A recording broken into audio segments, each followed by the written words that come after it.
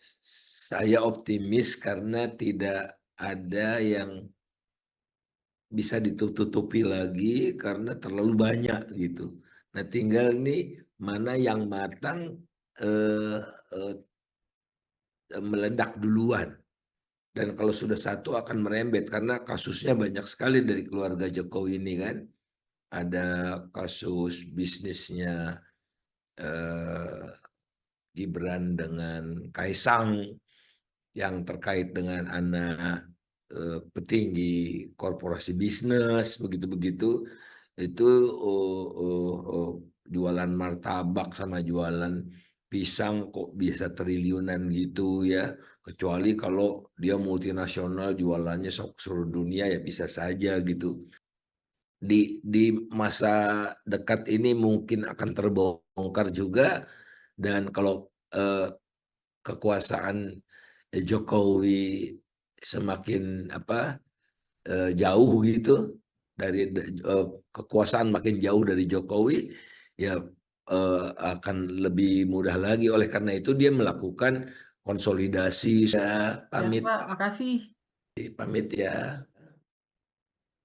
Saya rangkum aja ya, ada 3 pertanyaan tapi intinya sebenarnya satu. Apakah kira-kira kasus Blok Medan, penyelundupan nikel yang menyangkut, keluarga istana nih akan terkuak ke depannya?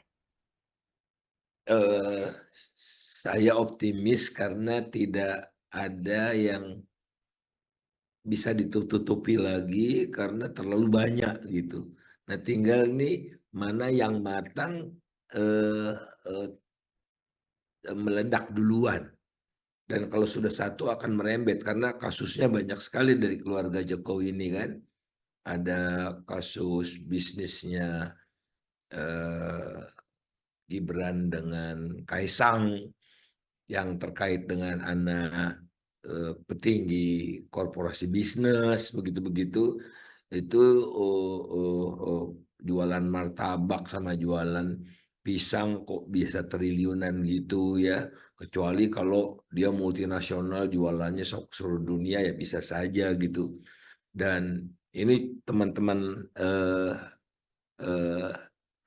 lain terus mendalami dan menambah informasi.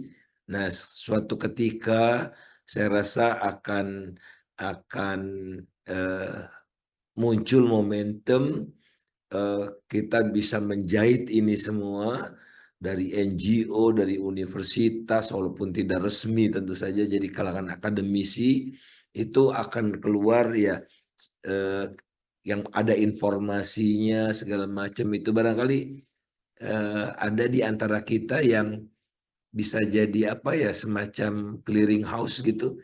Jadi misalnya ada yang mengadukan ya selama ini Tempo dan mudah-mudahan semakin banyak gitu ya orang tidak takut mengadukan. Seperti saya waktu ditugaskan, di tim, eee eee mafia migas itu, anti mafia migas itu orang, eee eee, berbondong-bondong bisa dikatakan itu menyerahkan data kepada kita. Nah, jadi kita ini kayak apa, gimana saya nggak tahu ya, secara strateginya gimana begitu, eee, supaya data-data makin terkumpul karena sebetulnya banyak orang yang tahu, tapi takut. Nah, kan ada gimana teman-teman udah tahulah, udah terbiasa kita di underground ini kan, dan kita juga harus lebih waspada, lebih hati-hati gitu, eee eee untuk membuat kasus ini betul-betul akan, terungkap. Saya rasa akan di masa dekat ini mungkin akan terbongkar juga dan kalau, kekuasaan, Jokowi semakin apa, jauh gitu dari kekuasaan makin jauh dari Jokowi, ya, akan lebih mudah lagi. Oleh karena itu dia melakukan konsolidasi supaya dia memegang Golkar dan simpul-simpul kekuatan lainnya kan. Dia khawatir sebetulnya karena dia sadar kelemahan dia banyak sekali dan dia ingin minta perlindungan itu. Nah, oleh karena itu kita jangan apa, jangan jangan lengah gitu ya.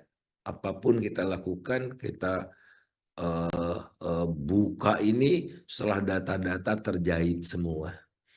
Respect dan salut saya kepada teman-teman yang kerjanya luar biasa. Saya sungguh tidak menyangka sudah sejauh ini gitu yang telah teman-teman lakukan. Dan kerjaan ini susah, tidak sederhana gitu, tidak mudah gitu. Nah, tapi dengan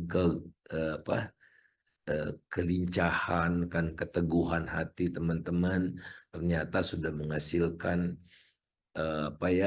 ruang yang tadinya gelap kian terang benderang gitu. Saya optimis.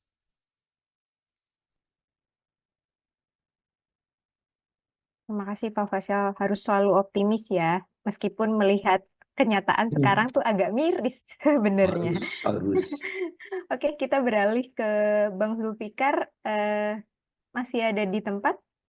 Itu berganti. Nah, itu saja sih yang saya sampaikan. Terima kasih. Oke, ya, kasih ya, see you. Terima kasih banyak Bang Zulfikar. Lanjut kita ke pertanyaan selanjutnya ini, dari seluruh diskusi yang sudah kita jalani, apakah bisa diambil kesimpulan nih para narasumber bahwa korupsi di sektor perizinan memang makin masif, sistematis, dan terstruktur. Silahkan, ini bisa ke siapa aja sih? Saya dulu, boleh Mbak Putri? Ya, Silahkan Pak Faisal. makin vulgar ditambah itu, makin vulgar dan makin apa ya, makin apa ya, sampai apa ya, instrumen untuk logistik proses politik gitu. Jadi memang kita membutuhkan satu reformasi total atau reformasi jilid 2 ya, karena ini kerusakannya lebih parah gitu. Institusinya dirusak dan sebagainya. Nah, saya sekaligus mohon maaf tadi terlihat ada telepon, itu saya baru menerima kabar duka, mertua saya baru 5 menit yang lalu meninggal, sehingga saya harus segera ke rumah sakit. Saya pamit lebih dulu barangkali. Terima kasih kepada teman-teman, kita terus berjuang tanpa lelah. Terima kasih. Pak Faisal, kami turut berduka cita. Terima kasih atas kedatangannya hari ini. Hati-hati di jalan ya Pak ya. Terima kasih ya, pamit. Ya, Pak, makasih Ya, atas waktunya. Ya, makasih, Bang. ya, mari pamit ya. Ya.